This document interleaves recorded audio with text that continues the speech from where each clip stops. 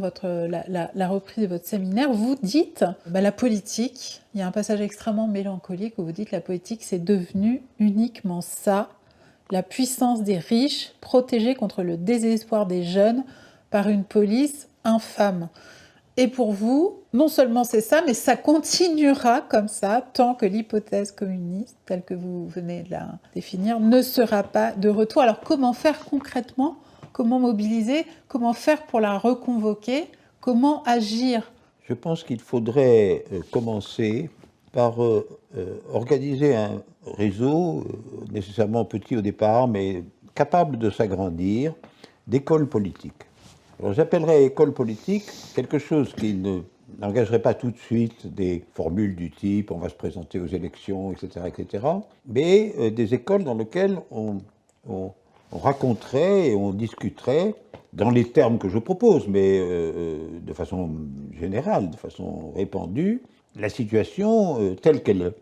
Ça pourrait commencer d'ailleurs par des écoles mobiles qui sillonneraient la France pour expliquer pourquoi les gens n'ont pas envie d'aller voter. Et ça pourrait se faire, ça. Alors, il faut trouver les gens pour le faire, c'est ça tout le problème. Mais je pense qu'il y a besoin d'un élément d'apprentissage et de discussion de ce que peut et doit être la politique et le choix politique, dans les termes que je pense être nécessairement la réhabilitation de l'idée de deux orientations stratégiques opposées qui ont leurs difficultés, leurs ailes extrémistes, mais quand même, qui sont qualifiables par un certain nombre de mots d'ordre fondamentaux. Le mot d'ordre le plus radical étant celui qui oriente stratégiquement la politique du côté de la réalisation d'une égalité véritable entre les citoyens qui composent le corps social. Voilà.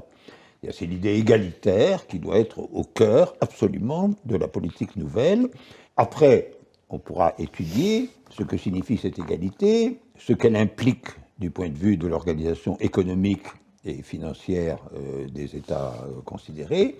On pourra aussi indiquer ce que égalité veut réellement dire et quels sont les différents spectres de l'égalité, l'égalité entre les hommes et les femmes, l'égalité entre les nationaux et les immigrés, tout ça serait mis sur le tapis de façon à dessiner les grandes lignes d'un programme.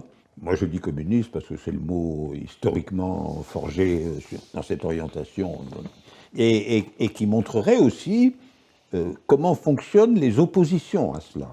C'est-à-dire comment, d'une certaine façon, à l'intérieur du régime politique existant, les forces qui s'opposent à cela ont des moyens, disposent de moyens et de libertés tout à fait particulières. Vous le savez vous-même tout spécialement, puisque Quartier Général est expressément destiné à arracher une partie quand même de l'information et de la discussion à un quasi-monopole des milliardaires sur les grands moyens d'orientation qui ne fait que se continuer, qui ne fait que se continuer à s'organiser à travers des luttes de dinosaures matérialistes qui s'arrachent les morceaux, mais qui, en fin de compte, vont tous dans le sens d'une information domestiquée, littéralement, par leurs intérêts personnels.